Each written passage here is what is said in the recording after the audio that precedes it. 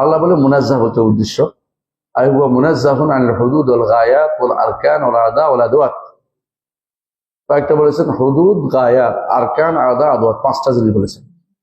এরপর বলেছেন লা তাহউইল জিহাতু সিদকা সাইল মুবতাদাত, ছয়টা জিনিসকে তিনি নো করেছেন, যে এই ছয়টি জিনিস তার নেই, ছয়টি জিনিস তার নয়। একটা হচ্ছে হুদুদ, তার জন্য হুদুদ করা যাবে না। গায়াত ব্যাখ্যা করবো আমি। হুদুদ বলা যাবে না, গায়াত লাগানো যাবে না, আরকান বলা যাবে না, আদা বলা যাবে না, আদওয়াত বলা যাবে না, এবং জিহাদ সিদ মুবতাদাত, সৃষ্টির মতো ছয়টা জিহাদ সাব্যস্ত করা, ছয়টা জিনিস তিনি বলেছেন। প্রথমে বলেছেন তাআলা আন হুদুদ, আল্লাহ তাআলাকে সীমার মধ্যে ফেলা যাবে না, সীমায়িত করা যাবে। সীমায়িত পর্যন্ত আপনি কেমন সীমা আছে, আমাদের দৈর্ঘ্য প্রস্থ আছে না, ডাইনে বামে বাতাসে আছে না, তাহলে আমি একটা সীমায়িত, এদিকেও না এদিকে। তো এটা বলছে আল্লাহ তাআলাকে এটা করা যাবে না। আচ্ছা বুঝলাম এটা। বল গায়াত, গায়াত হচ্ছে কি? গায়াত এটাও হুদুদের একই অর্থে, হ্যাঁ, কিন্তু কতদূর গিয়ে শেষ হয়েছে ওইটাও তাকে বলা যাবে না, যে এরপরে আর নাই এটা বলতে পারবে না। এটা বলতে চাচ্ছে এটা হলো শেষের দিকে। আল্লাহ তাআলা তো তিনি আউয়াল ওয়াল আখির, এটা বলা যাবে না যে এক সময় গিয়ে তিনি শেষ হয়ে যাবেন, এরকম বলতে পারবে না। এটা একটা অর্থ হইতে পারে। আরেক অর্থ হইতে পারে হুদুদে বুঝাচ্ছেন, এবং এটা অধিকাংশ এটাই বুঝছে যে গায়াত বলতে হুদুদকে বুঝাচ্ছে, কারণ সাধারণত তিনি একই শব্দ দুইবার আনেন, কাছাকাছি শব্দ। ইয়ারপর বলছেন আরকান, তাকে অর্গান ভাগ করা যাবে না। অর্গান তো ভাগ করি না আমরা, যে কোনো কিছু সৃষ্টির যেমন বলে ইনগ্রেডিয়েন্টস, এটা দিয়ে এটা দিয়ে এটা দিয়ে, এটা ভাগ করা যাবে না। আদা, অঙ্গ বলা যাবে না। আদওয়াত, তার আদওয়াত বলা হয় কোনো কিছু সামগ্রী, সামগ্রী হিসেবে বলা যাবে না। সামগ্রী, বস্তু সামগ্রীকে আদওয়াত বলা, এটা তিনি বলেছেন। লা তাহউইল জিহাতু সিদকা সাইল মুবতাদাত, সমস্ত সৃষ্টিকে যেভাবে ছয় দিক ঘিরে রাখে তাকে সেরকম দিকের ভিতরে সীমাবদ্ধ করা যাবে না। অনেকগুলো কথা তিনি বলেছেন। আমরা একটা জিনিস সবসময় জানি যে আহলে সুন্নাত ওয়াল জামাতের মানহাজ হচ্ছে, নীতি হচ্ছে এটা, যখন সাব্যস্ত করি তখন আল্লাহ সিফাত সাব্যস্ত করি, বেশি আলোচনা করি। এই জন্য আমরা বলি যে হুয়াল আউয়াল ওয়াল আখির ওয়াল যাহির ওয়াল বাতিন বলি। আবার বলি কি ওয়াল্লাহু লা ইলাহা ইল্লাহু আল হাইয়ুল কাইয়্যুম বলে থাকি। আল্লাহ তাআলার প্রশংসা যখন বেশি বেশি বেশি আল্লাহর গুণ বর্ণনা করে প্রশংসা করি, আর যখন আল্লাহ তাআলার কোনো কিছু নফি করতে হয়, নো করতে হয়, যে এটা আল্লাহর নয়, তখন আমরা সংক্ষেপে বলি। এটাকে বলা হয় ইসবাত মুফাসসাল, আর এটা হলো নফিউন মুজমাল। নফিউন মুজমাল, যখন সাব্যস্ত করতে হয় তখন বিস্তারিত সাব্যস্ত করি, যখন নো করতে হয় তখন সংক্ষিপ্ত কথা দিয়ে সংক্ষেপে শেষ করি। কারণ যে জিনিস নেগেটিভ এটা বেশি উচ্চারণ করাটা ভালো না, আর যে জিনিস পজিটিভ যত উচ্চারণ করে ততই মান সম্মান বৃদ্ধি পায়, মান সম্মান বৃদ্ধি পায়। নেগেটিভ উচ্চারণের মধ্যে যত বেশি নেগেটিভ পেলে ততই বেটার মান সম্মান চায়। আপনার বাবাকে যদি বলেন তিনি চোর নয়, ডাকাত নন, তিনি ঘর কাছে ঘর ঝাড়ু দেন না, ঝাড়ুদার নন, কিন্তু এটা বেশি হয়ে গেল। এমনি করে তিনি খারাপ কিছু করেন না, একসাথে শেষ হয়ে গেল, স্বাভাবিক জিনিস। বাবাকে বলেন যে তিনি সেই বিদ্যা অনুরাগী, তিনি শিল্পের প্রতি খুবই দেখাশোনা করেন, তিনি মানুষের প্রতি দানবীর, যত বলেন ততই। আর নেগেটিভ গুণগুলো যত কম বলেন ততই সুন্দর। তো এটাই হচ্ছে নিয়ম, আমরা এটাই জানি যে আহলে সুন্নাত জামাত কি করে, গুণ বলার সময় বেশি বলে, আর যেগুলি গুণ নির্গুণ মানে গুণ নয়, এগুলি বলার সময় সংক্ষিপ্ত কথা বলে, বেশি কথা বলে না, বেশি কথা বলে না। তো কেন বেশি কথা বলে না? কারণ এটা আসে না, যেটা আসছে এটা বলে। আর গুণগুলো বেশি বেশি বলে কেন? গুণগুলো বেশি আসছে। আর যেগুলি গুণ নয় এগুলি কি বলছেন, লাইসা কামিসলিহি শাই, তার মতো কোনো কিছু নেই। যখন বলার দরকার তখন বলছেন সামিউল বাসির, বিস্তারিত বলছেন তিনি সামিউল বাসির, বেশি বেশি বলছেন। কোরআনে কারিমে গুণ বেশি বর্ণনা করেছে, যেগুলো গুণ নয় এগুলি এক শব্দ দুই শব্দ হাতে গোনা কয়েকটা শব্দ দিয়ে শেষ করে দেওয়া হয়েছে। এটা আমি দেখবেন। তো সেই জন্য নিয়ম হচ্ছে এটা যে যখন গুণ বর্ণনা করবো বেশি বলবো, যখন গুণ বর্ণনা করবো না, তখন গুণ চাচ্ছি না, যেগুলো গুণ নয় এগুলি বলতে এক শব্দে শুধু মূল কথা এসে গেলে হলো, কিন্তু এখানে অনেকগুলো জিনিস তিনি আলোচনা করেছেন। এখন কি আমরা বলবো যে উনি সালাফদের মানহাজের উপর ছিলেন? তখন কেন বলেন এটা? তিনি তো কোনো আশারি না মাতুরিদিও না, কারণ আপনারা জানেন যে তিনি সেই সময় তার মৃত্যু হয়েছে, ওই যুগটার আগের যুগটা তিনি ছিলেন। ওই যুগটাতে ইবনে কুল্লাবের সময় ইবনে কুল্লাব ছিলেন, আব্দুল্লাহ ইবনে সাঈদ ইবনে কুল্লাব দ্বারা কোন জায়গায় তিনি প্রভাবিত হয়েছিলেন। এটাও আরেকটা জায়গা তিনি একটু বাড়িয়ে বলেছেন। তারপরেও ওদের মতো নয়, যারা পরবর্তী বেদাতিরা আসছে প্রচুর পরিমাণে এমন শব্দ বলেছে যেগুলো কোনোভাবেই সৃষ্টির জন্য হতে পারে না, অস্তিত্বশীল সৃষ্টির জন্য হতে পারে না। যেমন পরবর্তীরা এসে বলছে আল্লাহ দাখিল আলাম ওয়া খারিজ, আল্লাহ সৃষ্টির ভিতরেও না বাইরেও না, আল্লাহ ডানেও না বামেও না, উপরেও নিচেও না। এভাবে একটা বলতে বলতে এখন শুধু নো করেছে। কেন নো করেছে জানেন? কেন নো করেছে? যদি তারা প্রভাবিত হয়েছে, তখন এরা যারা নো করেছে বেশিরা প্রভাবিত হয়েছে দার্শনিকদের দ্বারা। দার্শনিকরা আল্লাহকে, আল্লাহর অস্তিত্ব মানে এমন এক অস্তিত্ব যে অস্তিত্ব হচ্ছে নামমাত্র অস্তিত্ব। নামমাত্র অস্তিত্বের কোনো বাইরে থাকা লাগে না। যেমন ঘোড়ার ডিম নামমাত্র অস্তিত্ব, এটা কি বাইরে আছে কোথাও? কিন্তু একটা জিনিস তার মাথার ভিতরে ঢুকছে যে ঘোড়ার ডিম কথাটা, তাই না? তারা দার্শনিকরা এরকম মনে করতো যে হ্যাঁ, আল্লাহর অস্তিত্ব মানা যাবে, তবে কোনো নামমাত্র অস্তিত্ব এটার কোনো স্থান দেওয়া যাবে না। এদের বিপরীতে আসছে জাহমিয়ারা, এরা কয় সর্বত্র, এ আরেক বিপদ। এরপর আসছে মুতাজিলারা, এরা বলে যে তার অস্তিত্ব নাম আছে, গুণ নেই। এরপর আসছে আশারি মাতুরিদিরা, এরা কি বললো? বলে যে তার অস্তিত্ব আছে, তবে কোথায় আছে কিছু বলতে পারবো না। হতে পারে উপরে, হতে পারে নিচে, এরা আবার আর কিছু চলে গেল, এই প্রশ্ন করা যাবে। এই হচ্ছে মূলত মূল সমস্যা, হচ্ছে এটাই আল্লাহ তাআলার অস্তিত্ব নিয়ে তাদের সমস্যার কারণ এগুলো বলতেছে। এই নিয়েও আমাদের ইমাম তাহাবী রহমতুল্লাহ এই জায়গাতে তিনি যে শব্দগুলি ব্যবহার করেছেন, এই শব্দগুলি ভালো এবং মন্দ উভয় অর্থ করা যায়। তো যারা বেদাতি তারা এটাকে টেনে মাত্রাত্ম, মানে অনেকটা প্লাস্টিক যেমন ইলেকট্রিক টানা যায়, টেনে বেদাতিদের নিয়ে গেছে। আর যারা আহলে সুন্নাত ওয়াল জামাত তারা হক কথাটা বলছে, যেটা অর্থ খারাপ হইতে পারে না, ভালো হইতে পারে। এই শব্দটা কি তাআলা আল হুদুদ ওয়াল গায়াত, যে আল্লাহ তাআলা তিনি পবিত্র কি থেকে? হুদুদ থেকে, সীমা থেকে পবিত্র। এখন সীমা যদি না হয়, একটু খেয়াল করেন, সীমা একটা জিনিস, সীমা এই যে আমার একটা সীমা আছে, তাই না? আমার একটা সীমা, প্রত্যেকের সীমা আছে। তো সীমার দুটো অংশ আছে। আমি এই যে ধরেন এই সীমার ধরেন যে এই যে টেবিলটা সীমা হচ্ছে তিনি, এটা হচ্ছে মসজিদের কেবলাতে, তাই না? একটা সীমা বলতে পারছেন।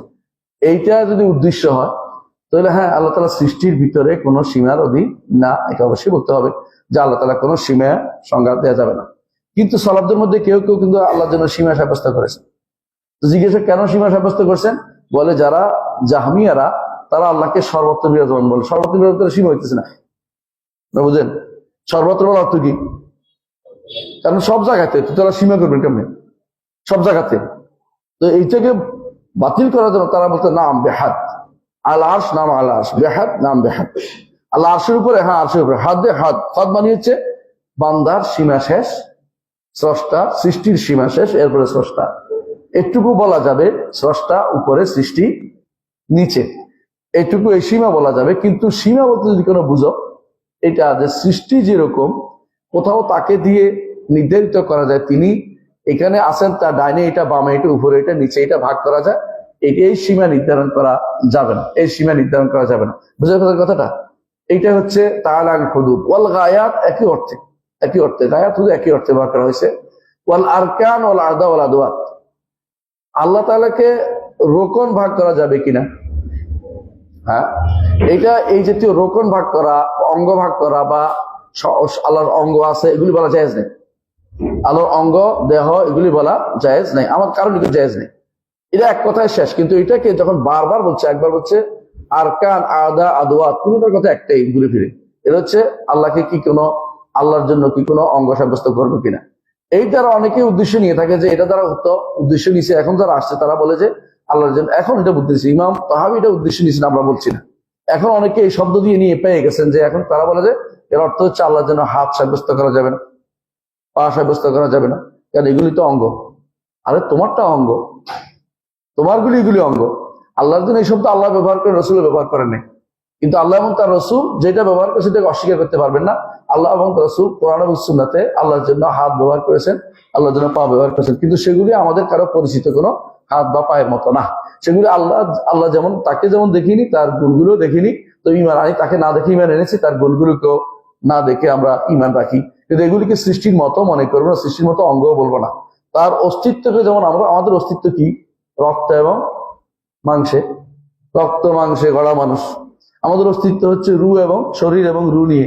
আল্লাহ তাআলার জন্য তো আমরা এগুলি এই অস্তিত্ব, এমন অস্তিত্ব স্বীকার করি না। তেমনি আল্লাহর গুণগুলোকে, যেগুলো আল্লাহ বলেছেন সত্তাগত গুণ, আমরা গত পরে পড়েছিলাম।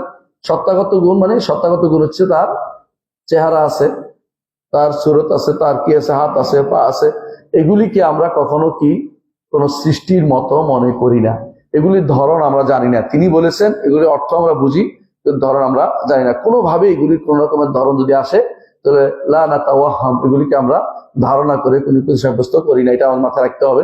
কিন্তু তাই বলে পরবর্তীরা যে বলছে যে আল্লাহ তাআলার কিতাব, আল্লাহ তাআলার পরবর্তীরা যে বলছে আল্লাহ তাআলা এগুলি সাব্যস্ত করলে তিনি কি হয়ে যান, আলাদা হয়ে অঙ্গ হয়ে যায়, এটা হচ্ছে তাদের মাথার ভিতরে ধারণ ঢুকছে।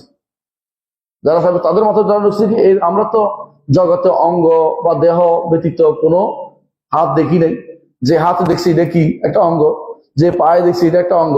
হ্যাঁ, আপনি কি এমন কোনো অস্তিত্ব, আমরা তাদেরকে বলতে পারি, আপনি কি এমন কোনো অস্তিত্ব দেখেছেন যা অস্তিত্বটা কোনো এই রক্ত মাংস ব্যতীত বা কোনো দেহ ব্যতীত কোনো অস্তিত্ব দেখেন নাই? তো ঠিক ওখানে যেমন আপনি বলেন যে ওখানে দেহ না অস্তিত্বের ব্যাপারে, ঠিক আপনি আল্লাহর গুণের ব্যাপারেও আল্লাহ এবং তার রাসূল যা বলেছেন এখানেও কি করবেন না, এগুলিকে দেহ বা অঙ্গ কোনোটাই বলবেন না। এটা হচ্ছে আমাদের নীতি। এবং ইমাম তাহাবী রাহমাতুল্লাহ যেটা বলেছেন, এতে কোনো অসুবিধা হয় না যে হ্যাঁ আল্লাহ তাআলা সৃষ্টির মতো কোনো কিছু না, সৃষ্টির মতো তার আরকান আদা সাব্যস্ত করা যাবে না। এরপর তিনি বলেছেন ইমাম তাহাবী যে লা তাহমিল জিহাতুস সিফত কাসাইর মুবতাদাত, সমস্ত সৃষ্টি কি করে, চারদিক থেকে বিভিন্ন রকমের দিক দ্বারা পরিবেষ্টিত। বুঝলেন কিনা? ধরেন এইটা পরিবেষ্টিত ডান বাম উপর নিচ, তারপরে সামনে পিছনে, তাই না? ডান বাম উপর নিচ সামনে পিছনে, ছয়টা হইল না দিক? বলতেছে তিনি যে বলছেন ছয়টা দিক দ্বারা আল্লাহ পরিবেষ্টিত না। কথা বুঝতে পারছেন? এটা হচ্ছে কি, আল্লাহ তাআলাকে কেউ কোনদিন পরিবেষ্টন করতে পারে না। সৃষ্টি ছয় দিক, যে কোনো সৃষ্টি ছয় দিক দ্বারা পরিবেষ্টিত, যে কোনো সৃষ্টি। এটা কি আপনি যে কোনো সৃষ্টি বলেন, একেবারে বলেন যে পৃথিবীও আরেক সৃষ্টির তুলনায় ডানে বামে, আরেক তুলনায় উপরে, আরেক সৃষ্টির নিচে, তো আসমান হলো নিচে। তাহলে যে কোনো জিনিস আপেক্ষিক বলে, এটাকে আপেক্ষিক ভাবে কোনো না কোনো ভাবে পরিবেষ্টিত। কিন্তু রব্বুল আলামিনকে তো আমরা পরিবেষ্টিত বলি না। কিন্তু তথাকথিত যারা বেদাতি, তারপর এই যে বক্তব্যটাকে ইমাম তাহাবীর বক্তব্যকে টেনে আনি কি বলে, যে উনি তো মানা করছেন যে তিনি কোনো দিকে নন। না, উনি দিকে নন বলেন, উনি বলছেন কোন দিক তাকে পরিবেষ্টন করতে পারে না। বলছেন কোন দিক তাকে পরিবেষ্টন করতে পারে না। অর্থাৎ যদি এইটার উদ্দেশ্য হয় এটা যে তিনি উপরের দিকেও নাম, তাহলে এই অর্থ তিনি ভুল বলেছেন। কিন্তু এটা বলেন নাই তিনি বলেন না, বোঝা যাচ্ছে সৃষ্টির মতো কোন দিক দিয়ে তিনি পরিবেষ্টিত নন। কারণ তিনি স্রষ্টা, তিনি উপরে, আর বাকি সব হচ্ছে নিচে। যে কোনো জিনিস মনে রাখবেন, যেহেতু যে কোনো জিনিস আদি পরিবেষ্টিত হয় একমাত্র উলুল মুতলাক, যেটার উপরে আর কিছু নাই, যার উপরে আর কিছু নাই, সেখানে শুধুমাত্র এই সব দিক হয় না। এই জন্য আল্লাহর জন্য শুধু উলুল মুতলাক সাব্যস্ত হয়। উলুল মুতলাক মানে নিরঙ্কুশ উচ্চতা, যার উপরে কিছু নাই, তিনি শুধু আছেন। সেখানে আর কিছু থাকলে তো আরেকটা হইল সৃষ্টি, কিছু নাই। যেমন আমাদের ডাইনে বামে যা আছে সব সৃষ্ট জিনিস। তো আল্লাহ তাআলা যেখানে আছেন তিনিই আছেন, আর কিছু নাই উপরে। এই জন্য সেখানে ডাইনে বামে উপর নিচ কোনো দিক দিয়ে তিনি পরিবেষ্টিত নন। নিচের দিকে স্রষ্টা, তার নিচে সৃষ্টি আছে, এটা আমরা বলতে পারি, কিন্তু অন্য কোনো দিক থেকে তাকে কিছু পরিবেষ্টন করে নাই। কিন্তু এইটা বলা যাবে যে তিনি উপরে আর সবাই কি নিচে, কারণ এটা উপরে থাকার বিষয়টি কোরআন হাদিস দিয়া সাব্যস্ত। তাহলে আমরা বুঝতে পারলাম যে ইমাম তাহাবীর এই বক্তব্য যারা এ নিয়ে বাড়াবাড়ি করে, বেশিরভাগ সময় এখন দেখবেন যে বেশিরভাগ পথভ্রষ্টরা এই বক্তব্য দিয়ে শুধু বাড়াবাড়ি করে যাচ্ছে যে আল্লাহ তাআলাকে কোনো এই সমস্ত গুণে গুণান্বিত করা যাবে না। এখন হয়তো বলতে পারেন যে হ্যাঁ, এই সমস্ত গুণ আপনি যেটা বলছেন যে ইমাম তাহাবী কিন্তু বলে নাই যে আল্লাহকে আমি চেহারা সাব্যস্ত করতে পারবো না, হাত পা সাব্যস্ত যেটা করা বলে নাই। উনি শুধু বলছে তাকে পরিবেষ্টন করতে পারবেন, তাকে কোনো কিছু পরিবেষ্টন করে না। হ্যাঁ, আমরাও বলি যে তাকে কোনো কিছু পরিবেষ্টন করে পারে না, এটা সত্য। কারণ তিনি পরিবেষ্টিত জায়গার উপরে তার স্থান, তিনি যেখানে আছেন সেখানে কোনো পরিবেশনের কিছু নেই, তিনি শুধু আছেন, সেখানে পরিবেশন করবে কে? আর পরিবেশনের চিন্তা শুধু আমাদের মাথায় কেন আসে? কারণ আমরা পরিবেষ্টিত, আমরা শুধু পরিবেষ্টিত। একজন সৃষ্টি সবসময় নিজের উপরে সবকিছু ক্যাশ করে, আল্লাহকে এই জাতীয় কোনো কিছু ক্যাশ করা যাবে না, কারণ তিনি উপরে আছেন, তিনি বলেছেন, কিন্তু কোনো কিছু দিয়ে তিনি পরিবেষ্টিত নন, সেখানে তিনি আছেন, আর কোনো কিছু আছে বলে বলা যাবে না। আমরা কি বুঝতে পারছি? কথাটা বুঝতে পারছি? আলহামদুলিল্লাহ। তাহলে বুঝলাম যে আল্লাহ তাআলাকে কোনো কিছু ইয়ামি সামনে বামে ডাইনে কোনো কিছু দিয়ে তিনি পরিবেষ্টিত, এবার যে কোনো কিছু বলা যাবে না, এতে কোনো কিছু বলা যাবে না, কারণ তার জন্য উলুল মুতলাক সবচেয়ে উপরে সাব্যস্ত করতে হবে। আমরা অনেকে বলে উপর বলতে, তো অনেকে বলে না বুঝে বলে যে উপর বললে তো আমরা আল্লাহ যে উপরে হয়, তো যে আমরা যারা আমাদের নিচে আছে আমেরিকান যারা, হ্যাঁ, ওদের নিকট নিচের দিকে উপর না, কথাটা তো ভুল বলছে। প্রত্যেকটি মানুষ উপরের দিকেই, উপরের দিকে নাই। কারণ এমন ভাবে পৃথিবীটা, এমন ভাবে তার সিস্টেমটা এরকম যে যেখানে আপনি যান মাথার উপর দিকেই আসমান, নিচে দিয়ে না, আসমান কখনো নিচে দিয়ে না, ওখানেও আসমান উপরে দিয়েই। এই জন্য আপনি নিচের দিকে মাথা দিচ্ছেন, তা ঠিক না। আর আপনার উপরটা হচ্ছে অলুন এদাফি, অর্থাৎ আপেক্ষিক উপর, কিন্তু আল্লাহ তাআলা এই উপর না, তিনি সার্বিক উপর, সার্বিক উপর। মাঝে মধ্যে আমরা উদাহরণ দিয়ে থাকি, এটা আপনার মনে আছে কিনা, পিঁপড়া দিয়ে। আপনি আর পিঁপড়া, পিঁপড়া যতই ঘুরুক না কেন আপনি উপরে থাকেন, আপনি উপরেই থাকবেন। পিঁপড়া ঘুরতে ঘুরতে যতই করুক না উপরে থাকবেন। এটা শুধু একটা উদাহরণ দিলাম যে বুঝার জন্য, এটার সাথে আল্লাহর সাথে সম্পৃক্ততা নেই। বিশাল যিনি, ছোট্ট ক্ষুদ্র ক্ষুদ্র জিনিসের ব্যাপারে তার সাথে ওইটার কোনো তুলনা চলে না। এগুলি হচ্ছে আপেক্ষিক উচ্চতা।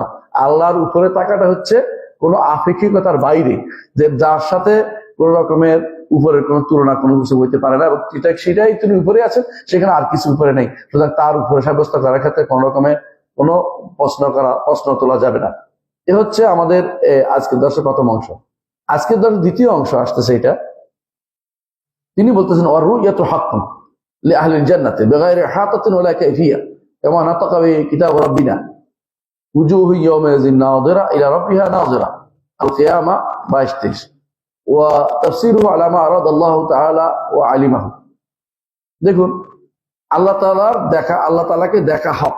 জান্নাতীরা আল্লাহ তাআলাকে দেখতে পাবে, জান্নাতীরা আল্লাহ তাআলাকে দেখতে পাবে, এটা হক, এটা সত্য। এই কথাটা সবাই আনে, সমস্ত সমস্ত আকীদাবিদরা, গ্রন্থরা এরা কি করে, আল্লাহর সিফাত আলোচনার পরে এই কথাটা নিয়ে আসে, আল্লাহ দেখা হক। এবং এটা কেন আনে? এটা কি আল্লাহকে দেখা কি সিফাত? আল্লাহকে দেখা কি সিফাত? হ্যাঁ, আল্লাহকে দেখা তো বান্দার কাজ, বান্দার কাজ না। কেন এটা বলে যে এটা এখানে আসে? কেন এটা আসে? এই জন্য আল্লাহকে দেখবে যে হাদিসগুলো আসছে, সেগুলো দিয়ে আল্লাহর একটা সিফাত সাব্যস্ত হচ্ছে, এটা উলু, তিনি উপরে, এই জন্য এটা নিয়ে আসে। তাকে দেখতে হলে উপরের দিকে তাকাবে। হাদিসে কি বলা হয়েছে মনে আছে? যে তোমরা এই যে সূর্য দেখছো, এই যে চাঁদ দেখছো, এগুলো যেভাবে দেখতে অসুবিধা হয় না, আল্লাহকে তোমরা এইভাবে দেখতে পাবে। এবং জান্নাতীরা আল্লাহকে উপরের দিকে তাকাই দেখবে, দেখবে তো। এবং আল্লাহ তাআলা তখন উপর দিকে বলবেন যে তোমরা, আমি কি তোমাদের বাড়িয়ে দিব না? তারপর তারা উপরের দিকে তাকাবে, যে কি বাড়াবেন, লম্বা হাদিসগুলো আমরা শুনছেন। শুধু এটুকু বলছে কেন তিনি কেন এই আকীদার চ্যাপ্টারটা নিয়ে আসে, কারণ আল্লাহকে দেখা যাবে, আল্লাহকে দেখা যাবে, জান্নাতে আল্লাহকে দেখতে পাবো ইনশাআল্লাহ আমরা। আল্লাহকে যদি কেউ দেখে তাহলে কি হয়? সামনে হয় না, দিক হয় নাই না, দিক হয় না, দিক বাদেই দেখবেন। দিক বাদে কেমনে দেখবেন? দিক তো লাগবে, হ্যাঁ, উপরের দিকে দেখবেন, আসার উপরের দিকে দেখবেন। এবং জান্নাতের উপরে হচ্ছে আরশুর রহমান, আরশুর রহমানের উপরে, আরশ রহমানের আরশের উপরে আল্লাহ, তাই না, রহমান আছেন। তারপরে আরশের নিচে হচ্ছে জান্নাতুল ফেরদাউস, সেখান থেকে নাহারগুলো প্রবাহিত। আল্লাহ তাআলা আরশের উপর থেকে আমাদের দেখা দিবেন, আমরা আরশের দিকে তাকাবো। এই দিকটা মানে উলু, আল্লাহর উলু উপরে দেখা সাব্যস্ত হয়। এই জন্য এই অধ্যায়টা এখানে সবাই নিয়ে আসেন যে আল্লাহ তাআলার জন্য দেখাটা সাব্যস্ত করতে হবে। যুগ যুগ ধরে আলেমরা, বিশেষ করে রাসূলুল্লাহ সাল্লাল্লাহু আলাইহি ওয়াসাল্লাম, সাহাবা, তাবেঈন, এরা কিন্তু আল্লাহর দেখাকে সাব্যস্ত করেছে। সর্বপ্রথম দেখা অস্বীকার করেছে মুতাজিলারা। কেন দেখা অস্বীকার করছে? কেন দেখা অস্বীকার করছে? তারা আল্লাহর সিফাতটাকেই মানে না, আল্লাহ উপরে থাকা মানে না। জাহমিয়ারাও মানে না। কেন? আল্লাহ উপরে থাকা তারা মানে না। বুঝে আসছে? ফালাসিফারা মানে না, এটা তো আল্লাহ তো গুণ একটা নেই, আল্লাহ অস্তিত্ব হচ্ছে ব্রেনের ভিতরে, হ্যাঁ, শুধু ধরে নিয়ে একটা সত্তা, তো তারাও মানে না। পরবর্তী যখন জাহমিয়ারা বিরোধিতা করলো, মুতাজিলা বিরোধিতা করলো আল্লাহকে দেখার বিষয়টি, তখন মুহাদ্দিসিনরা, মুফাসসিরিনরা, উলামারা সবাই মিলে কোরআন ও হাদিস দিয়ে আল্লাহর দেখার বিষয়টা সাব্যস্ত করলো যে আল্লাহ তাকে অবশ্যই দেখা যাবে। ইমাম আহমদ ইবনে হাম্বল এই বিষয়ে বিস্তারিত লিখলেন, আলেমরা বই লেখেন। ইমাম দারাকুতনি আর রুইয়াতুল দারাকুতের বই আছে ওনার, অনেকে আবু শামার একটা গ্রন্থ আছে আর রুইয়া, এরকম যুগ যুগ আলেমরা লেখার উপর বই লিখলেন এবং সলবে সারিতে বক্তব্য আনলেন, কোরআন হাদিসে বক্তব্য আনলেন। তো এটাকে তো ফেলে দিতে পারে না। আহমদ ইবনে হাম্বল অনুসারী যারা আছে তারা আল্লাহর রুইয়াকে দেখা, যে জান্নাতে দেখা যাবে আল্লাহকে, যখন এটা সাব্যস্ত করছে তখন সারা জীবন বিরোধিতা করে আসছে আল্লাহকে উপরে। হ্যাঁ, এখন তারা এটার মানতে গিয়ে বলতেছে এই আল্লাহকে দেখা যাওয়ার অর্থ হচ্ছে দুইটার একটা। একটা কি? আল্লাহকে অনুভব করতে পারবে। আরেকটা অর্থ হচ্ছে আল্লাহ সম্পর্কে তাদের জ্ঞান বেড়ে যাবে। সুবহানাল্লাহ। দেখার অর্থ যে কখন অনুভব করা হইলো, আর দেখার অর্থ কখন জ্ঞান বেড়ে যাওয়া হইলো, এটা তো আমরা দেখিনি। দেখা তো আমরা বুঝি এটাই যে আল্লাহকে দেখতে পারবো। এখন আরেকটা সমস্যা হচ্ছে কি জানেন, কেন এটা শুদ্ধ না এটা আমি বলি, যে এই অর্থ করা যাচ্ছে না কেন? ওরা যে দুটো অর্থ করে, দুটো করা যাচ্ছে না। এরা কারা করছে এই অর্থটা? আশারি এবং মাতুরিদি।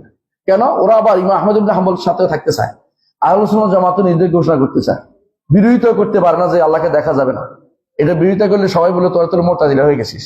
এখন বলা দেখা যাবে, তবে অনুভব করবে এবং অথবা তাদের আল্লাহ সম্পর্কে জ্ঞান বৃদ্ধি পাবে। ওরা ওইটা কোন ধরনের সাব্যস্ত করা হলো? যেমন তারা কোরআনের ব্যাপারে কি বলছিল মনে আছে তো? কোরআন আল্লাহর বাণী, বিরোধিতা করতে পারে না। বিরোধিতা করলে কেউ আহমদ ইবনে হাম্বল বাইরে চলে গেছে, তোমাদের আকীদা শুদ্ধ নাই। তাহলে কি বলে, কোরআন আল্লাহর বাণী ঠিক আছে, তবে আল্লাহর কাছে যে কোরআন এটা আল্লাহর বাণী, আমাদের কাছে যেটা আসছে এটা না। আল্লাহর কাছে কি বাণী আসছিল আর আমাদের কাছে কোনটা আসছে? আমাদের কাছে কি আল্লাহর কোরআন আসে নাই? আমাদের কাছে না, আমাদের কাছে যেটা আসছে কাগজ। আমাদের কাছে যেটা আসছে এটা তো হেকায়া, বর্ণনা, জিবরিল বর্ণনা করছে। আমার যেটা আসছে রসুলের শব্দ বের হয়েছে আরবিতে, আরবি ভাষায় বের হয়েছে, এটা কিন্তু মূল কোরআন তো আল্লাহর কাছে রয়ে গেছে। তো ঘুরে ফিরে তারা মুতাজিলার মধ্যে কোনো পার্থক্য আছে? মুতাজিলা কোন জিনিস নিয়ে মতভেদ করেছে? আল্লাহর কাছে কোরআন ওইটা নিয়ে, নাকি আমাদের কাছে কোরআন থাকা নিয়ে? আমাদের কাছে যে কোরআন আছে এই কোরআন তারা মাকরুম বলছে। আর ইমাম আহমদ ইবনে হাম্বল যুদ্ধ করছেন কি জন্য? এত যুদ্ধ জিহাদ, এত কষ্ট কি জন্য করেছেন? আমাদের কাছে থাকা কোরআনটা কি আল্লাহর বাণী, এইটা সাব্যস্ত করার জন্য তিনি এত কিছু করেছেন। এরা আমাদের কাছে কোরআনটাকে কি করে না, এটা তো আল্লাহর বাণী। তো আল্লাহর বাণী কোথায়? কালামে নফসি।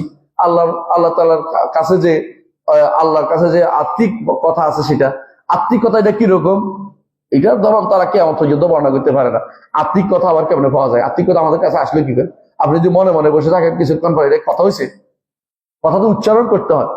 কথার আর হচ্ছে কালিম অর্থ হলো যেটা দিয়ে কথা আরেকজনে আঘাত করে। আমি যে কথা না বলে চুপ করে বসে থাকি, আপনাকে পড়াইছি, কথা বলছি, কথা বলার কারণে শব্দটা আসতেছে এবং ইতিহারের মধ্যে হাওয়ার মধ্যে বাসতেছে। এটা যদি না থাকতো আপনার কথা হইতো না। এরা আবার কয় কি না, এটা একটা বাদে একটা কলেম থাকতে পারে, একটা কথা থাকতে পারে। এর সব ভুয়া কথা, এই কথা হইতে পারে না। কথা হইলে শব্দ হইতে হয়। কথা হইলে হারফুন ওয়া সাউতুন। কথা মানে কি আছে? বর্ণ আছে এবং শব্দ আছে, বর্ণ আছে এবং আওয়াজ আছে, কথা থাকতে হয়। এর মধ্যে কোনো কথা হয় না। এই জন্য আল্লাহ তাআলা কোরআনে কারীম বলেছেন যে কথা, আওয়াজ আছে, আপনি কথা শোনান তাদেরকে। হ্যাঁ, ওয়াইন আহাদু মিনাল মুশরিকিন ইস্তাজারাকা হাত্তা আজির হাত্তা ইসমা কালাম আল্লাহ। আল্লাহর কালাম শোনানোর কথা বলছে। রাসূল সাল্লাল্লাহু আলাইহি ওয়াসাল্লাম কালাম শুনছেন, সাহাবায়ে কেরাম কালাম রাসূলকে শুনাইছেন, আল্লাহর বাণী শুনাইছেন। এরা বলে যে আল্লাহর বাণী কোনো কথা নেই। এখানে আমি বিভ্রান্ত আছি, এখানে তো আপনি বিভ্রান্ত আছি। কারণ আল্লাহর দিকে তাকানোর অর্থ হচ্ছে আল্লাহর দিকে তাকালে তো উপরে হয়ে যাচ্ছে। সারা জীবন বিরোধিতা করছে, এই জন্য জান্নাতে গেলে বিরোধিতা করবে।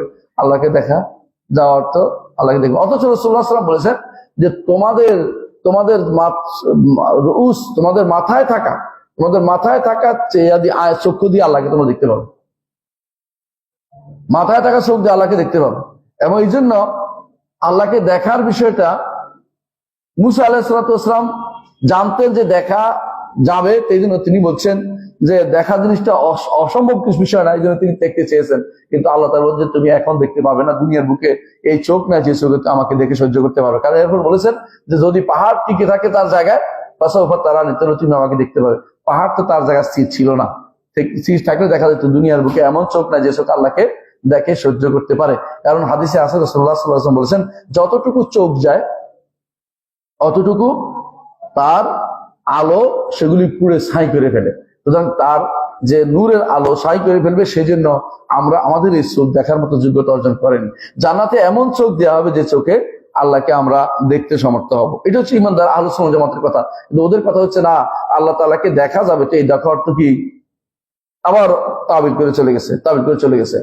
এইটা কোনোদিনও হইতে পারে না। এই ব্যাখ্যা কখনো গ্রহণযোগ্য হইতে পারে না যে আল্লাহ তাআলাকে অন্তর দিয়ে দেখবে, অথবা আল্লাহ তাআলাকে অনুভব করবে, অথবা আল্লাহ তাআলাকে আল্লাহ তাআলা সম্পর্কে জ্ঞান বেড়ে যাবে। এই সমস্ত কথা বলা যাবে না। পরবর্তী হচ্ছে অবশ্যই আল্লাহ তাআলাকে দেখা যাবে। এই দেখা দেওয়ার বিষয়টা কোরআন হাদিসে প্রচুর পরিমাণে আসছে। কোরআন কারীমে কোথায় আসছে? ওয়ালাদাইনা মাজিদ লাহুম মা ইয়াশাউনা ফিহা ওয়ালাদাইনা মাজিদ। এটা একটা দলিল যে তাদের যা চাইবে তা পাবে, আর আমাদের কাছে বাড়তি আছে।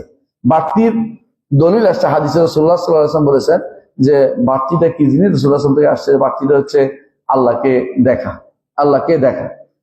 দুনিয়ার বুকে আমরা বলে থাকি সবসময় যে দুনিয়ার বুকে বড় নেয়ামত হচ্ছে আল্লাহ সম্পর্কে জানা, আর আখিরাতে বড় নেয়ামত হচ্ছে আল্লাহকে দেখা। যারা এই আল্লাহকে দেখা অস্বীকার করবে, তো আখিরাতের নেয়ামত থেকে তারা, অনেক বড় নেয়ামত থেকে তারা বঞ্চিত হয়েছে। এবং হাদিসে ইমাম ইবনুল কাইয়িম রাহমাতুল্লাহ আলাইহি বলেছেন আল্লাহকে দেখার যে স্বাদ, দুনিয়ার জান্নাতের সমস্ত স্বাদকে, সেই স্বাদ তারা ভুলে যাবে যে কত বড় নেয়ামত তারা পেয়েছে। আল্লাহু আকবার। এই জন্য এই নেয়ামতটাকে তারা অস্বীকার করে, হারিউম বিহি আল্লাহ ইয়ারা, যে তারা না দেখাটাই তাদের জন্য বেশি উপযুক্ত। কিন্তু আমরা যারা ঈমান রাখি অবশ্যই বিশ্বাস করি যে আল্লাহ তাআলাকে অবশ্যই দেখা যাবে। কিন্তু এই দেখার পুরো চিত্র কেউ কোনোদিন বর্ণনা করতে পারবে না। এজন্য ইমাম তাহাবী নিজেই বলতেছেন আলামা আরাদাহুল্লাহু তাফসীরু আলামা আরাদাল্লাহু আলিমাহু। কিভাবে দেখবে, অর্থাৎ দেখার পরে কি অবস্থা তৈরি হবে, তারা কি ধরন বর্ণনা করতে পারবে? এর কিছু ধরন বর্ণনা করতে পারবে না। আল্লাহর হেজাবের ধরন তারা বর্ণনা করতে পারবে না, এবং তারা আল্লাহর দেখার ধরন বর্ণনা করতে পারবে না।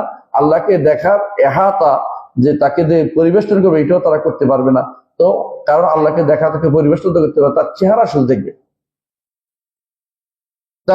শুধু দেখবে। এই জন্য আমরা প্রতিদিন দোয়া করি যে ওয়াসআলুকা নাযরা ওয়াজহিকাল কারীম মিন গায়রি দাররা মুদররা ওয়ালা ফিতনাতি মুদিল্লা। এই দোয়া তো আমরা সবসময় করি। আপনার কাছে চাই, প্রতিদিন সকালে দোয়াটা আছে না, এর মধ্যে যেটা আছে, আপনার কাছে চাই যে আপনার চেহারার দিকে আমরা তাকাবো, এই স্বাদ যেন আমরা অনুভব করতে পারি। এটি আমরা দোয়াটা আমরা করি। সুতরাং অবশ্যই আল্লাহ তাআলাকে দেখা যাবে। এখানে তিনি যে দেখাটা চোখের, আমার সেদিনের যে চোখ হবে সে চোখ দিয়ে আমরা, পরবর্তী চোখ দিয়ে আমরা দেখতে পাবো। কারণ প্রতিটি মানুষই ধ্বংস হবে আল্লাহ তাআলা আবার নতুন করে তাকে সৃষ্টি করবেন। সেই সৃষ্টি আর বর্তমান সৃষ্টি এক নয়, একরকম হবে না। সেটা হবে এমন এক সৃষ্টি যেখানে আল্লাহকে দেখা সহ্য করতে পারবে। এখনকার সৃষ্টি দুর্বল, কেউ বেশি দুর্বল, কেউ কম দুর্বল, কিন্তু তখনকার সৃষ্টি প্রত্যেকেই 33 বছর বয়স্ক পূর্ণ যুবক হিসেবে জান্নাতে প্রবেশ করবে, এবং তারা আল্লাহ দেখার মতো যোগ্যতা অর্জন করবে এবং আল্লাহকে দেখতে পারবে। এই আয়াতটিতে বলেছে উজুহু ইয়াউমাইযিন নাযিরা ইলা রাব্বিহা নাযিরা। এটা আগে বলি, এটা অর্থ হচ্ছে উজুন, কিছু চেহারা সেদিন শুভ্র উজ্জ্বল হবে, সুন্দর হবে এবং আলোকিত হবে। বুঝে আসছে? ইলা রাব্বিহা নাযিরা, তাকিয়ে থাকবে তাদের রবের দিকে। এখানে উজুহুন, চেহারা কেন শুভ্র হবে? কারণ আল্লাহকে দেখবে।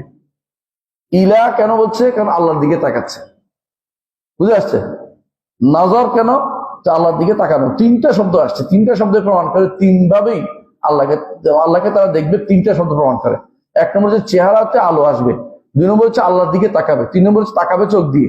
সুতরাং বোঝা গেল তিনটি একই আয়াতের মধ্যে তিন ভাবে আল্লাহ তাআলার জন্য কি সাব্যস্ত করা হচ্ছে? তার দেখাকে সাব্যস্ত করা হচ্ছে। সুতরাং আল্লাহ তাআলাকে দেখার বিষয়টি কোনোভাবেই অস্বীকার করার কোনো যোগ নাই। হাদিস আছে, রাসূলুল্লাহ সাল্লাল্লাহু আলাইহি ওয়াসাল্লাম বলেছেন দুনিয়ার বুকে, হাদিসে রাসূলুল্লাহ সাল্লাল্লাহু আলাইহি ওয়াসাল্লামকে জিজ্ঞাসা করে আপনি কি তাকে দেখেছেন? বলছে নূরুন আন্না আরাহু, তিনি তো নূর, তাকে কিভাবে আমি দেখতে পাবো? তিনি তো নূর, তাকে কিভাবে আমি দেখতে পাবো? এটা বলেন নাই যে তাকে তো দেখা যাবে না, এটা বলেন নাই। অথবা এর অর্থ হলো সাম্মাতা নূর, সেখানে নূর ছিল, আমি নূরের কারণে তাকে দেখতে পাইনি। কারণ আল্লাহ তাআলা হিজাব ও নূরের, হিজাব মানে কি?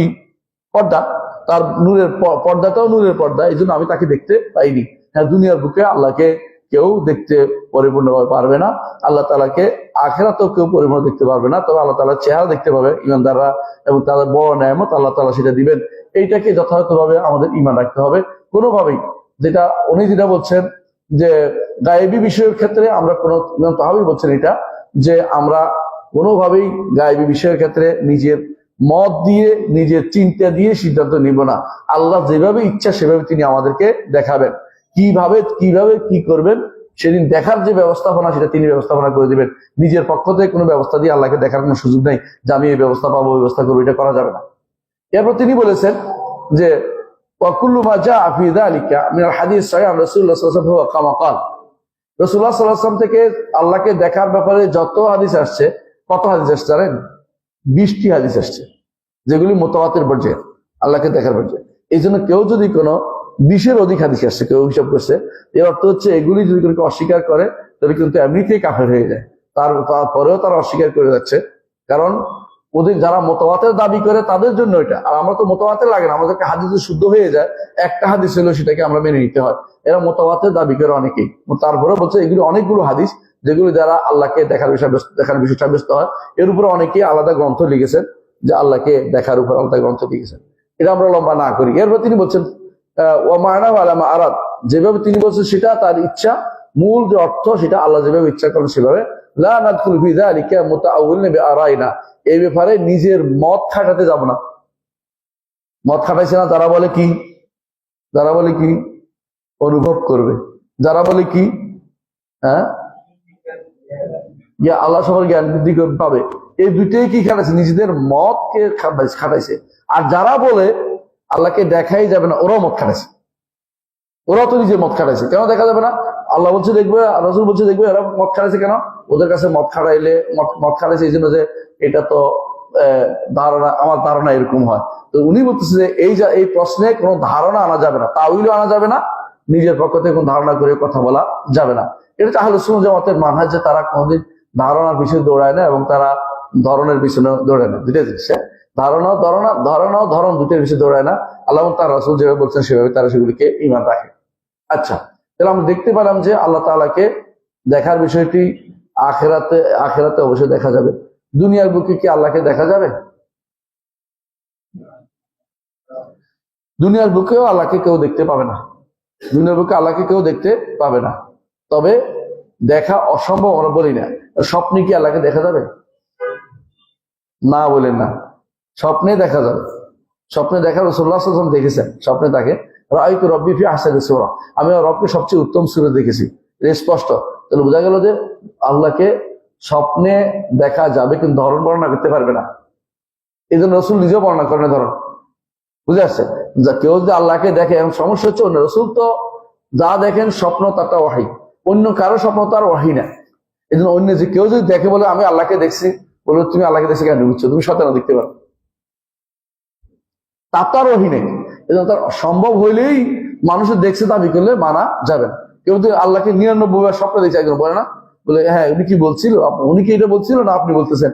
দেখবেন যে অধিকাংশ এই সমস্ত বক্তব্য যারা বলে অমুকে আল্লাহকে এতবার দেখছে এগুলো সব হচ্ছে পরবর্তীরা বসে বসে ওনার নামে চালু করে দিছে। উনি হয়তো কোনদিন বলেন নাই, আর যদি বললেও যদি বলে থাকেন তাহলে কোন কিতাবে বলছে, কোথায় তিনি বলছেন এটা উল্লেখ করেন, তাহলে আমরা দেখবো। এগুলি সবই হচ্ছে পরবর্তীরা নিজেরা বসে বসে বানায়, নিজেদের ইমামদের মর্যাদা দেখানোর জন্য, যে আমাদের ইমামরা এত বড়, এগুলি দিয়ে তারা মর্যাদা সাব্যস্ত করতে পারবে না। কেন মর্যাদা সাব্যস্ত করতে পারবে না? কারণ দুনিয়ার বুকে দেখার বিষয়টি কোন মর্যাদার বিষয়টা হাদিসে আসে নাই। জান্নাতে দেখাটা হবে মর্যাদা। সুতরাং আপনি অসম্ভব জিনিস, নিষিদ্ধ জিনিসটা দেখবে না আপনি এমনি দেখবেন। অনেকে আছে আমি তো চোখ বন্ধ না করলেও দেখি, মানে চোখ বন্ধ করলে দেখি। পীরেরা এটা বলে অনেক কিছু তারা এমনি দেখতে পায়, তাদের অন্তর খুলে গেছে, অন্তর দিয়ে দেখছে। অন্তর দিয়ে কেমনি দেখলো? অন্তরে দেখা স্বপ্ন দেখা এক কি না? স্বপ্ন দেখা আলাদা, অন্তর দেখা আলাদা। সেটা অন্তর দিয়ে দেখা, অনেক কিছু অন্তর দিয়ে দেখাটা হচ্ছে উপলব্ধি করা, আর কিছুই না। আর আল্লাহ তাআলা যেটা চোখ দিয়ে দেখা, এটা একরকমের দেখা, কিন্তু এটা ধর্ম বর্ণনা করতে পারে না। প্রকৃত দেখা কোনটা? যেটা মানুষ জাগ্রত অবস্থায় দেখে। জাগ্রত অবস্থায় আল্লাহকে কোনো ব্যক্তি দেখতে পাবে না, আল্লাহকে কোনো ব্যক্তি দেখতে পাবে না। আখিরাতে শুধুমাত্র আল্লাহকে জাগ্রত অবস্থায় দেখতে পাবে। এটা হচ্ছে আহলে সুন্নাত ওয়াল জামাতের মাসলাক বা নিয়ম। হাশরের মাঠে কি দেখতে পারবে আল্লাহকে? হ্যাঁ, হাশরের মাঠে কি দেখতে পারবে? পারবে না? পারবে? তিনমত নাই না? মত তিনটে আছে অবশ্যই, জন্য বলতেছি। আল্লাহরা মত বিভিন্ন রকম করেছেন, তবে অবশ্যই দেখা যাবে। হাদিস দ্বারা বোঝা যাচ্ছে আল্লাহকে দেখা যাবে, কিন্তু আল্লাহর চেহারা দেখতে হাশরের মাঠে চেহারার কথা আসে নাই। তো আল্লাহ তার সাথে কথা বলবেন, আল্লাহ তো অনুভব করতে, পায়ের গোসার দিকে তাকালে দেখবে, একটুকু এর বাইরে কিছু দেখতে পাবে না। এই দেখার মধ্যে সে আনন্দ পাবে না, জান্নাতে যে আনন্দ তারা পাবে সে আনন্দ পাবে না। এজন্য বিশুদ্ধ মত হচ্ছে তারা হাশরের মাঠেও তাকে দেখতে পাবে, কিন্তু সেই দেখা ইমানদারদের যে নেয়ামতের যে আনন্দ পাবে, যে তাদের চেহারা শুভ্র হবে, সেই দেখার মতো দেখা সেটা নয়, বরং এটা হচ্ছে তাদেরকে তিনি আসছেন, তিনি যে ছিলেন তার প্রমাণ প্রতিষ্ঠা করে, তারপর তিনি যে আছেন, তিনি যে ছিলেন থাকবেন, এটা প্রমাণ প্রতিষ্ঠা করার জন্য, যাতে করে তারা আফসোস করে জাহান্নামে গেলে আফসোস তাদের আরো বেশি বেড়ে যায়, আফসোস আরো বেড়ে যায়। আচ্ছা, তাহলে বোঝা গেল তার আল্লাহ তাআলাকে তারা কয়বার দেখবেন? হ্যাঁ, আল্লাহ তাআলাকে কয়বার দেখবেন? আল্লাহ তাআলাকে জান্নাতে তারা দেখবেন। কয়বার দেখবেন নির্ধারণ করা কঠিন। কয়বার দেখবেন? যখন চাইবেন তখন দেখবেন। কারণ যে ব্যক্তি আল্লাহকে দেখতে চাইবে, আল্লাহ তার জান্নাতে কোনো অপূর্ণ কারো জন্য থাকবে না। যদি কেউ দেখতে চায় আল্লাহ তাআলাকে দেখতে পাবে। এই বিষয়ে আমাদের কোনো ইয়ার দরকার নেই, মানে কি বলে বাড়াবাড়ির দরকার নাই। এটা হলো আমরা মূল কথা হচ্ছে জান্নাতে যেতে পারি, বাকিটা সহজ। জান্নাতে বাকিটা সহজ, আলহামদুলিল্লাহ। তাহলে আল্লাহ তাআলা দেখার মাসআলাতে আমাদের জন্য এতটুকু আমরা সীমাবদ্ধ থাকি। এরপরে আসি, আমাদেরকে বলা হচ্ছে যে লম্বা না করি, আমরা এই জন্য লম্বা জায়গায় চলে আসি। বিসমিল্লাহ। পরে আলোচনা হচ্ছে। এরপরে তিনি বলছেন ওয়াকুল্লু মা জা ফি যালিকা মিনাল হাদিসিস সহিহ আন রাসূল সাল্লাল্লাহু আলাইহি ওয়াসাল্লাম ফাহুয়া কামা ক্বাল ওয়া মা'নাহু আলা মা আরাদ লা নাদখুলু ফি যালিকা মুতাআউনা বিআরাইনা ওয়া লা মুতাওয়াখিমিনা বিআহওয়াইনা ফাইন্নাহু। কেন আমরা ধারণা এবং ধরন নির্ধারণ থেকে দূরে থাকবো কেন, এবং কোন রকমের তাবিল করবো না কেন? ফাইন্নাহু মা সালিমা ফি দীনিহি ইল্লা মান সাল্লামা লিল্লাহি আযজা ওয়া জাল্লা ওয়া লিরাসূলিহি সাল্লাল্লাহু আলাইহি ওয়া সাল্লাম। আর ওই ব্যক্তি শুধুমাত্র নিজের দিনকে হেফাজত করতে পারবে যেই ব্যক্তি আল্লাহ এবং রাসূল যা বলেছেন এগুলি বিনা বাক্য বই মেনে নিবে। আল্লাহ এবং রাসূল যা যা বলেছেন যে আল্লাহকে দেখা যাবে, এটা তো আল্লাহ বলছেন, আল্লাহ রাসূলও বলেছেন। এটাকে বিনা বাক্য বয়ে কেমনে দেখবো, কিভাবে দেখবো, দেখলে তো দিক হয়ে যাবে, এই জাতীয় কথা যারা বলবে তারা কি হবে না, ঈমান রক্ষা করতে পারবে না। ঈমান যদি নিরাপদ করতে হয় তাহলে অবশ্যই আল্লাহ রাসূল যা বলেছেন বিনা বাক্য বয়ে তা মেনে নিতে হবে। ওই সাল্লেমু তাসলিমা, যেটা তারা বলছেন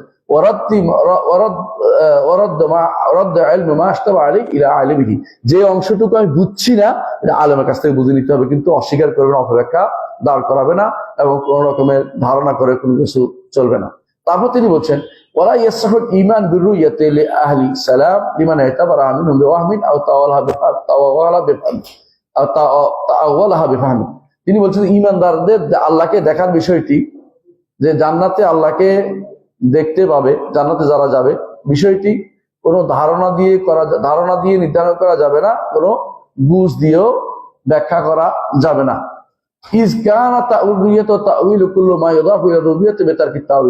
কারণ তাউইল রুইয়া দেখা, আল্লাহকে দেখা এবং রবের সাথে সম্পৃক্ত যত কিছু আছে এগুলির ব্যাখ্যা হচ্ছে ব্যাখ্যা না করা। কথাটা কেমন হইল? তিনি বলতেছেন যে কারণ এগুলির ব্যাখ্যা তুমি যে করবা, মন্দিরতে একটা ব্যাখ্যা দাঁড় করাইবা, এই ব্যাখ্যাটা না দাঁড় করানো হচ্ছে মূলত ব্যাখ্যা। অর্থাৎ আমরা অনেক সময় বলে থাকি যে সফরের সুন্নত না পড়াটাই হচ্ছে সুন্নত। বুঝলেন কথাটা? এটা কেন বুঝাচ্ছে? যাতে করে সফরের মধ্যে কেউ সুন্নত নিয়ে বাড়াবাড়ি না করে। সুন্নত কোনটা?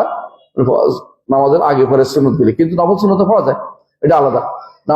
এইখানে বলা হচ্ছে এটা, ইনি একটা সুন্দর একটা শব্দ বলছেন যে আল্লাহ সংক্রান্ত, রব সংক্রান্ত এবং রবের দেখা সংক্রান্ত, ব্যাখ্যা সংক্রান্ত যতগুলি বর্ণনা আসছে, এগুলি যদি ব্যাখ্যা করেন তাহলে আপনি পথভ্রষ্ট হয়ে যাবেন।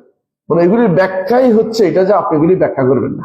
বরং যেভাবে বলছে এভাবে রেখে দিবেন, হ্যাঁ এটাই ঠিক, আল্লাহ তার রাসূল বলেছেন। এই ব্যাখ্যার অর্থ হচ্ছে ধরন নির্ধারণ করতে যে একটা ব্যাখ্যায় পড়ে, দুই কারণে ব্যাখ্যা পড়ে। কেউ কেউ ধরন নির্ধারণ করতে গিয়ে অস্বীকার করে, কেউ কেউ ধরন নির্ধারণ করতে গিয়ে অস্বীকার না করে এটাকে নতুন একটা অর্থে নিয়ে যায়, নতুন একটা অর্থে নিয়ে যায়। প্রত্যেকেই যে ধরন নির্ধারণ করে সেও কি করেছে, অপব্যাখ্যা করেছে, আর যে ধরন নির্ধারণ না করে বন্ধ করে অর্থ বন্ধ করে দিয়ে সেও আরেক অপব্যাখ্যা করেছে। এই জন্য তিনি বলতেছেন যে তাউইল রুইয়াতি ওয়া তাউইল কুল্লু মা'নান ইউদাফু ইলা রুবিয়াতি বিতারকি তাউইল লুজুমিত তাসলিম, যে আমরা কোনো ব্যাখ্যা দাঁড় করাইলেই এই ব্যাখ্যা গ্রহণযোগ্য হবে না। ব্যাখ্যা দাঁড় না করানোটাই হচ্ছে প্রকৃত তাফসীর বা ব্যাখ্যা, এবং এটা মেনে নেয়া, কোনো ঝগড়া ভিতরে মেনে নেওয়াটাই হচ্ছে আসল কথা, মূল কথা। ও আলাইহি দ্বীনুল মুসলিমিন, এর হচ্ছে মুসলিমদের দ্বীন। মুসলিমরা এইটার উপরে শুধুমাত্র তাদের দ্বীনকে রক্ষা করে চলেছে। এখানে তাওয়িল বলতে আমরা তাওয়িল অর্থ আগে বলেছি, মনে আছে না? একটা হলো তাফসীর, আরেকটা হলো দূরবর্তী ব্যাখ্যা। প্রথম যেটা বলছে তরকুত তাওয়িল অর্থ হচ্ছে দূরবর্তী ব্যাখ্যা ছেড়ে দেওয়াটা হচ্ছে মূলত ব্যাখ্যা। প্রথম তাফসীর, প্রথম তাওয়িল অর্থ হলো তাফসীর বা ব্যাখ্যা, সাধারণ ব্যাখ্যা অর্থ। আর দ্বিতীয় তাওয়িল অর্থ হচ্ছে দূরবর্তী ব্যাখ্যা, দূরবর্তী অর্থ নিয়ে না নেয়া।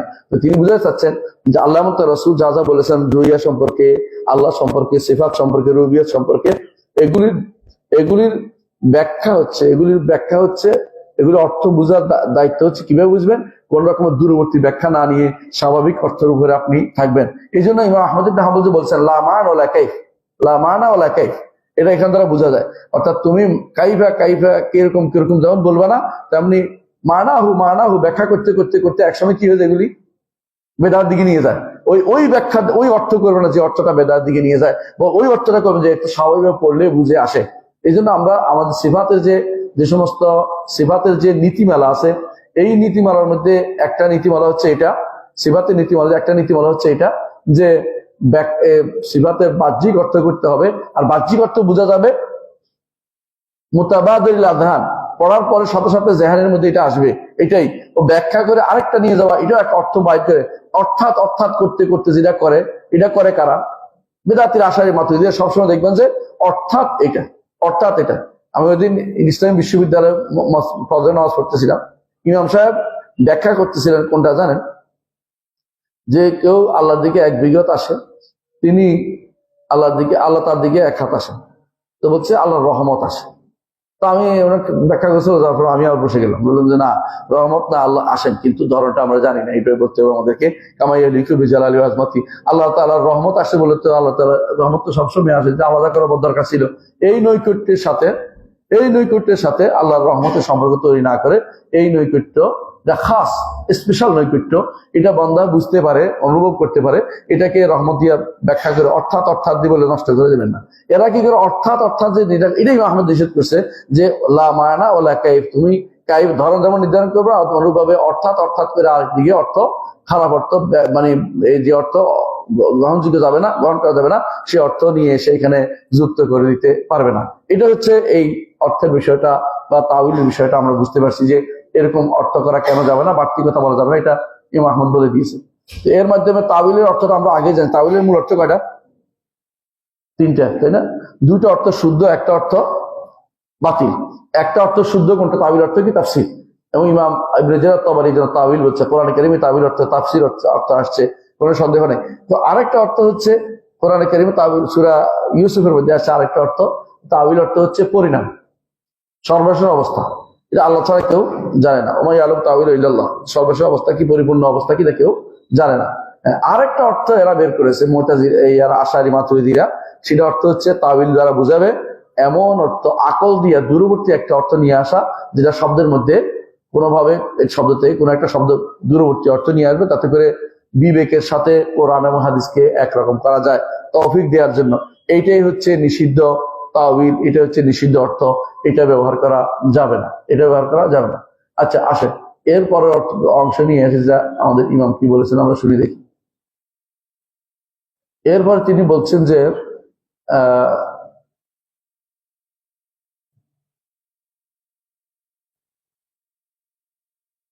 ওয়াল আরশ ওয়াল কুরসি হক, ওয়াল আরশ ওয়াল কুরসি হক, এটা আলোচনা আমরা ইতিপূর্বে করেছি। কোথায় করেছি বলেন তো? রুবুবিয়তের আলোচনায় করেছি। এখানে কেন করলাম, আনলাম আবার, এখানে আনছি এই জন্য, কারণ আরশ এবং কুরসি, ইস্তেওয়া আল আরশ এটার সাথে সম্পৃক্ত। এই জন্য ইস্তেওয়া আল আরশ এটা একটা সিফাতের বর্ণনার কারণে নিয়ে আসছে যে আল্লাহ তাআলা আরশের উপর, তিনি আরশের উপর উঠেছেন।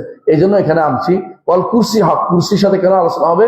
কারণ আল্লাহ তাআলা হাসরের দিন কুরসিতে নেমে আসবেন, একটা সহিহ হাদিসে প্রমাণিত আছে বিচার করার জন্য এই কুরসি নেমে আসবেন। এটাও আমরা ঈমান রাখি এই কুরসি, এই জন্য এটাকে এখানে নিয়ে আসা হচ্ছে। অথচ আরশ কুরসি আল্লাহ সিফাত না, আরশ কুরসি হচ্ছে আল্লাহর সৃষ্টি, আল্লাহর সৃষ্টি সিফাত না। এখানে আনছি এই জন্য যে আরশ কুরসির সাথে আল্লাহ তাআলার সিফাতের সম্পৃক্ততা রয়েছে, এই জন্য কথা নিয়ে এসেছে। এর ব্যাখ্যা ইতিপূর্বে আমরা বিস্তারিত করেছি। এরপর আসেন ও মুস্তাগনিন আনিল আরশ ওয়া দুনা, আল্লাহ তাআলা আরশের মুখাপেক্ষী না এবং আরশ থেকে নিচে যা আছে এগুলি কোনোটারই মুখাপেক্ষী তিনি না। আপনি হয়তো বলতে পারেন, একজন আমাকে বলতেছে আল্লাহ যখন সব ধ্বংস করবে আরশের ফেরেশতারা ধ্বংস হবে না? আরশের ফেরেশতা ধ্বংস হলে অসুবিধার কথা, উনি হয়তো মাথায় ঢুকছে আরশের ফেরেশতা ধ্বংস হলে আরশ পড়ে যাবে না। এই ভুল ধারণার উপর নির্ভর করে তিনি মনে করছেন হয়তো যে আরশ ফেরেশতা বাকি থাকবে, তিনি তো আরশ ফেরেশতা আল্লাহ অত আরশ বহন করে আছে, কিন্তু আল্লাহ তাআলাই তো সবগুলিকে বহন করে বানিয়েছে। এটা আল্লাহর মর্যাদা এবং তার জালাল, জালাল যে তিনি দেখাচ্ছেন যে আমার আরশ আছে। কারণ মহান যিনি শাসক হন তার একটা কি থাকে, বড় ধরনের কি থাকে, আরশ থাকে। রব্বুল আলামিন তিনি শাসক, সমস্ত শাসকদের শাসক, মালিকুল আমলাক, তিনি হচ্ছে রব্বুল আলামিন। তার আরশ আছে এবং সে আরশের উপরে তিনি আছেন, কিন্তু আরশ বহন করে ফেরেশতারা আছেন এবং ফেরেশতাদের একজনের কানের লতি থেকে কান পর্যন্ত 700 বছরের রাস্তা হাদিসে আসছে। তাহলে এই পুরো এবং 700 বছর কিসের? পাখির 700 বছরের রাস্তা, পাখি যে দৌড়াতে দ্রুতগামী পাখির 700 বছর রাস্তা। এখন যদি কোনো হয়তো বিমানে করে ফেলতেন আপনি। আচ্ছা, আমরা হাদিসের মধ্যে থাকি, পাখির মধ্যে হাদিস বলছে, হাদিসে পাখির কথা বলেছে, তার মধ্যে থাকি যে 700 বছরের রাস্তা। এইটা হচ্ছে শুধুমাত্র একটুকুর কানের লতি এবং তার পা কোথায়, মাথা কোথায় আল্লাহ জানে। এটা আল্লাহ তাআলা, এই অর্থ এই নয় যে এরা বহন করে, হ্যাঁ এরা বহন করছে ঠিক আছে, কিন্তু এরা কিসের উপর আছে? আল্লাহ তাআলা এদেরকেও বহন করে বানাইছেন, এই জন্য তারা বহন করে আছে। এই নয় যে তারা চলে গেলে আল্লাহ আরশ পড়ে যাবে, এমন চিন্তা ভাবনা করা ইমানদারের জন্য জায়েজ নাই। তাহলে বুঝতে পারছেন, এটা মনে রাখতে হবে। ওহুয়া মুস্তাগনিন আনিল আরশ, তিনি আরশের মুখাপেক্ষী না। অনেকে মনে করে যে আরশের উপর কেন উঠবেন, তো আরশের মুখাপেক্ষী হয়ে যাবেন। কথাটা কি ঠিক? এটা ঠিক না, কারণ উপরে থাকলে মুখাপেক্ষী হওয়া জরুরি আসে না ভাই। আমার মাথার উপরে আসমান আসে, আসমান কি আমার মুখাপেক্ষী? না, আমি আল্লাহর আসমানের মুখাপেক্ষী? কোনটাই না। উপরে অর্থাৎ কিছু উপরে থাকলে এটা কি করবে না, কোনোদিন মুখাপেক্ষী হওয়া লাজেম আসে না। অথবা নিচে থাকলে মুখাপেক্ষী হওয়া লাজেম আসে না। কথা বুঝছেন? উপরে নিচে কোথাও মুখাপেক্ষী হওয়া লাজেম আসে না, মানে একটার সাথে একটা। এই জন্য বলছেন অনেকে এই কথাটা বলবেন আরশের উপর থাকলে তো আল্লাহ আরশের মুখে, এটা ভুল কথা, এটা ভুল কথা। আমরা এটা আমরা ভালো করে বুঝি, উপরে থাকার অর্থ বা নিচে থাকলেই নিচেরটা উপরেরটার মুখাপেক্ষী না, বুঝতে পারছেন? উপরটা নিচেরটার মুখাপেক্ষী না। এটা হচ্ছে আল্লাহ তাআলা তিনি এটাকে এইভাবে সেট করেছেন। আল্লাহর তিনি যেটা বলবেন তাই কোনো প্রশ্ন করার অধিকার আমাদের নাই, তাহলে বোঝা গেল যে আল্লাহ তাআলাকে এই তিনি যেভাবে ইচ্ছা সেভাবে এটা সাব্যস্ত করেছেন। এবারে আর প্রশ্ন করার অধিকার আমাদের নাই, কারণ যেভাবে ইচ্ছা সেভাবে তিনি আসমান ফিট করেছেন, জমিন কি বলে আরশকে রাখছেন এবং জমিনকে নিচে রাখছেন, সৃষ্টিকুলকে সব নিচে রাখছেন, তিনি উপরে। এইটার উপর আমাদের ঈমান আনতে হবে। এরপরে একটা কথা আছে, এটা খুব দরকার, এটা আলোচনা করতে চাচ্ছি। এটা হচ্ছে তিনি বলেছেন যে সুবহানাল্লাহ, এরপর বলছেন যে মুহীতুম বিকুল্লি শাইইন ওয়া ফাওকাহু, মুহীতুম বিকুল্লি শাইইন ওয়া ফাওকাহু। আজকে এই প্রশ্নটা একজন প্রশ্ন করেছে যে আল্লাহ তাআলা যে সব দিক থেকে আমাদের ঘিরে আছে, এই ঘিরে থাকা কি উপর থেকে ইলম এবং কুদরত দিয়ে ঘিরে আছে, নাকি ঘিরে থাকার অর্থ হচ্ছে আমরা যেভাবে কোনো কিছুকে ঘিরে রাখি দায়িত্ব যেন না পারে, পড়ে যেন না যায়, এরকম অর্থ কিনা? এটা একটা ভুল ধারণা। অবশ্যই তিনি তার ঘেরা কি দিয়ে ঘিরে আছেন? ইলম, কুদরত, আল্লাহ ইলম এবং কুদরত দিয়ে সব ঘিরে আছেন। এর অর্থ এই নয় যে তিনি সৃষ্টি স্রষ্টার ভিতরে, অথবা স্রষ্টা সৃষ্টির ভিতরে এই জাতীয় কোনো কিছু ঘিরে থাকা যেন কেউ মাথায় না আসে, এটা মনে রাখতে হবে। এজন্য তিনি বলছেন মুহীতুম বিকুল্লি শাইইন, সব কিছু তিনি পরিবেশন করে আছেন। ওয়া ফাওকাহু, আর তিনি সবকিছুর উপরে। খালাস, নিয়ম তহাবি আল্লাহকে কোথায় বলছে? সবকিছুর উপরে বলছে। কুল্লি শাই, ফাওকাহু অর্থ ফাওকা কুল্লি শাই। এই অংশের ব্যাখ্যা কেউ করে না। আমি আশ্চর্য হয়েছি, এরা কি করে সব অংশের ব্যাখ্যা করতে চায়। এই অংশের ব্যাখ্যা করলে তার মাথা খারাপ হয়ে যায়, কি ফাওক বলছে তো, উপরে বলছে তো, এটার ব্যাখ্যাটা তাদের মাথা দিতে ঢুকে না। এরা কেউ কি করে, ওয়াটা ফেলাই দিছে। এখন হয়ে গেছে মুহীতুম বিকুল্লি শাইইন ফাওকাহু, তিনি তার উপরে সবকিছুকে পরিবেশন করে, আল্লাহর উপরে তো কিছু নাই। বুঝে আসছে কথাটা? এখন তারা কি করে, এখন হয়েছে উল্টা কি হয়ে গেছে, কি আল্লাহ তাআলার উপরে আছে কিছু জিনিস, এগুলিকে তিনি পরিবেশন করেছেন, তাহলে আরো বিপদে পড়ছে। তাহলে আল্লাহ তাআলা নিচে আর সৃষ্টির উপরে বলতে হচ্ছে তাকে, তো আরো বিপদে পড়ছে। যে এখানে কয়টা পারামিনাল মাতার মিজাব, বৃষ্টি থেকে ফালাইয়া এসে যেখানে পানি পড়ে এখানে দাঁড়াইছে বিল্ডিং এর পানি পড়ে একটা আছে না মিজাব, না কি বলে এটাকে, টুলের নিচে দাঁড়াইছে, এরকম অবস্থা হয়েছে। ওরা আল্লাহকে উপরে মানতে রাজি না। এখন যখন কাইটে দিছে ওটা যে অর্থ বদলাতে যাই দেখে যে অবস্থা আরো ভয়াবহ ধারণ করছে। আল্লাহ এখন হয়ে গেছে আল্লাহর নিচে ফিসৃষ্টিগুলো উপরে, কত বড় ভয়াবহ কারণ হয়ে গেছে। অথচ ইমাম আবু হানিফা রাহমাতুল্লাহ আলাইহি বলেছেন যে আল্লাহ তাআলা লা ইউদা মিন আসফাল, আল্লাহ তাআলাকে নিচের দিকে ডাকা যাবে না। কারণ আল্লাহ তাআলা হচ্ছেন যে আর রহমান ওয়া আল্লাহ ইস্তাওয়া, রহমান আরশের উপরে।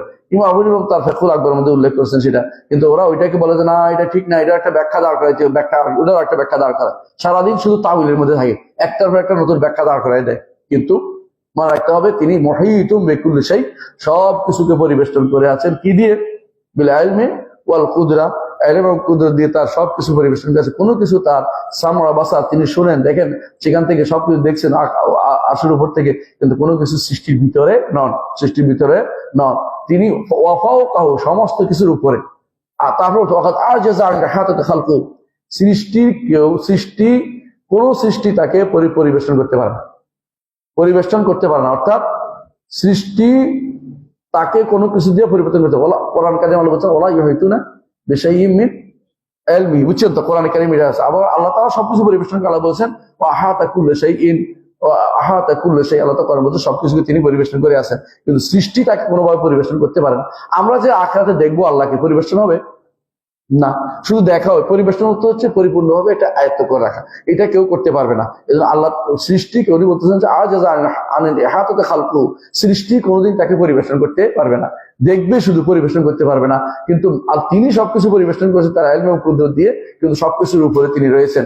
এটা হচ্ছে ইমাম তাহাবির বক্তব্য। এর মাধ্যমে ওদের বক্তব্য আশারি, মাতুরিদি, মুতাজিলা, জাহমি, কাদারি যত আছে সমস্ত বক্তব্য ভেনিশ হয়ে যায়। তারা যেটা বলে থাকে যে আল্লাহ সর্বত্র বিরাজমান, বা আল্লাহ তাআলা কোথাও নাই, কোথাও আছে বা বলতে পারবে না, জিজ্ঞাসা করা যাবে না, সবই বাতিল হয়ে গেছে। তার এই বক্তব্য দেওয়া কি সবকিছুর উপরে হচ্ছে কে?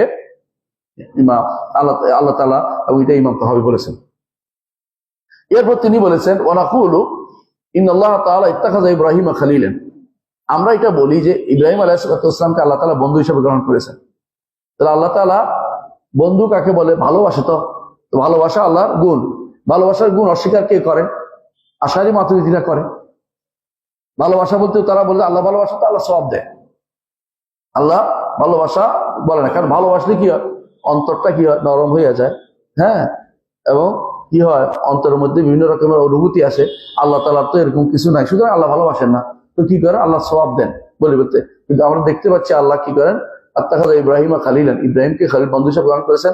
এমন কি রাসূলুল্লাহ সাল্লাল্লাহু আলাইহি ওয়াসাল্লাম হাদিসে আসছে যে আল্লাহ তাআলা আমাকেও খলিল হিসেবে গ্রহণ করেছেন, যেমনিভাবে তিনি ইব্রাহিমকে খলিল হিসেবে গ্রহণ করেছেন। তা আল্লাহ তাআলা বান্দাকে ভালোবাসেন, আল্লাহ তাআলা বান্দাকে ভালোবাসেন। কোরআনও হাদিস এবং আমরা এই বক্তব্য দিয়েও বুঝতে পারি। ওয়াকাল্লামাল্লাহু মুসা তাকলিমা, আল্লাহ তাআলা মুসার সাথে কথা বলেছেন, হ্যাঁ, ঈমানান ওয়া তাসদীকান ওয়া তাসলিমান, এটা ঈমানও রাখি, সত্যায়নও করি, এবং এটাকে মেনেও নেই। তিনি বলেছেন এটা রাখতে হবে কেন? আল্লাহর জন্য সিফাত ইখতিয়ারিয়া সাব্যস্ত করার জন্য এটা বলতে হচ্ছে।